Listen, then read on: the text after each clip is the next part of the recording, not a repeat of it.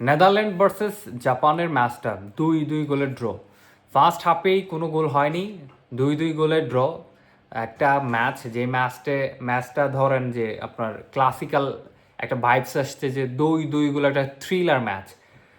Virgil ভান Dijk, এরপরে আরও একটা ফুটবলার আউটসাইড দি বক্স গোল, এবং জাপানের 2টা গোল।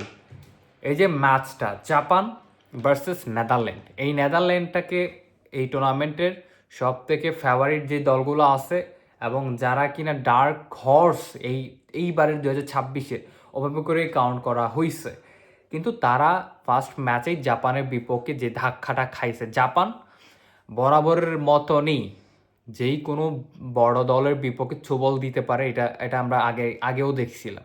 কিন্তু জাপান আবারও সেই ধারাবাহিকতা অব্যাহত রাখছে। 2-2 গোলের ড্র, এটা চারটেখানে কথা নয়, বিরতির পরে 4টা গোল। এই 4টা গোল থেকে কামব্যাক করে আবার এক পয়েন্ট ভাগাভাগি করা, এটা কিন্তু খুব একটা নরম কথা নয়, এটা শক্ত কনফিডেন্স। এটা প্রত্যেকটা দলের ড্রেসিং রুমটাকে আবহাওয়াটা চেঞ্জ করে দিবে। এই যে জাপান বরাবরের মতনই আমাদের এশিয়ার প্রাইড, এটা Asian power house. South Korea, Japan, এগুলো হচ্ছে যে আমাদের এশিয়াকে ওরা লিড করে, ওরা ওই জায়গার মধ্যে আমাদেরকেই রিপ্রেজেন্ট করে। কিন্তু জাপান আমাদেরকে প্রত্যেকবার প্রাইডের জায়গার মধ্যে নিয়ে যায়। এতে জাপান আবারও একটা প্রাইডের জায়গার মধ্যে আমাদেরকে নিয়ে গেল। এইটা আমাদের জন্য অনেক অনেক বড় একটা অ্যাচিভমেন্ট।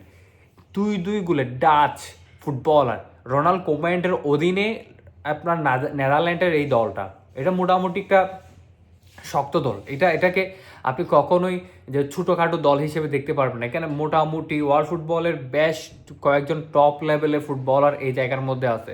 ডাম্প্রিস, ভার্জিল ভান ডাইক, ডিয়ং, এরপরে আরও কয়েকজন ফুটবলার যেগুলো ডোমিনেট করে ইউরোপের মধ্যে রীতিমতন, তাদেরকে নিয়ে এই দলটা সাজানো হয়েছে। রোনাল্ড কোমেন গত ওয়ার্ল্ড কাপের মধ্যেও দারুণ একটা দল সাজাইছে। সেমিফাইনালের মধ্যে আর্জেন্টিনার বিপক্ষে পেনাল্টিতে যদিও বা হেরে যায়, কিন্তু এবার তার জার্নিটা আরও নতুনভাবে স্টার্ট করছে, যাতে করে সে ফুটবল বিশ্বকাপের মধ্যে তার দলটা নিয়ে সেফ জোনে থাকতে পারে।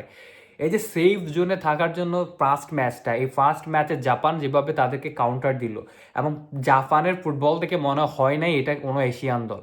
এটা মনে হয়েছে যে র্যাঙ্কিংয়ের মধ্যে টপ 5-এর কোনো একটা টিম, যারা কিনা নেদারল্যান্ডসের এগেনস্টে খেলতেছে। যেরকম করে ব্রাজিল ভার্সেস মরক্কোর ম্যাচটা আমরা দেখেছিলাম, যেরকম করে আমরা উপভোগ করছিলাম যে ব্রাজিল ভার্সেস মরক্কো ম্যাচে যেরকম হবে এবং সমানে সমানে লড়াই, ঠিক সেরকম সমানে সমানে লড়াই জাপান ভার্সেস নেদারল্যান্ড।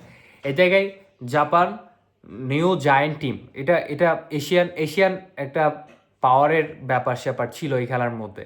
জাপানের প্রত্যেকটা অ্যাটাক ছিল নিখুঁত। তারা কিন্তু তাদের ফিজিক্যাল, তাদের মেন্টালি, তাদের এই যে চেইন অফ কমান্ডটা খেলার মধ্যে আমরা বারবার দেখতে পাচ্ছিলাম, যে তারা ধারাবাহিকতা মেনটেন করে খেলার মধ্যে। ধারাবাহিকতা মেনটেন করার ফলে কি হয়, খেলার যেটা ব্যালেন্স থাকে, ওই ব্যালেন্সটা তাদের নিয়ন্ত্রণের মধ্যেই থাকে। 2 গোল যখন এক গোলে পিছিয়ে পড়ে, আবার যখন কামব্যাক করে, আবার যখন গোল খায়, তখন তারা কোনোভাবেই তাদের হোপটা হারায় নাই। জাপানের একটা পজিটিভ দিক সেটা হচ্ছে যে তারা হোপটা হারায় নাই। তারা পজিটিভ ছিল যে তারা কামব্যাক করবে, এবং শেষ পর্যন্ত আর তারা কামব্যাকটা করছে। এই জয়টা কিন্তু জাপানের ড্রেসিং রুমের মধ্যে একটা পজিটিভ ভাইব নিয়ে আসবে, যেটা কিনা খুবই দরকার তাদের জন্য।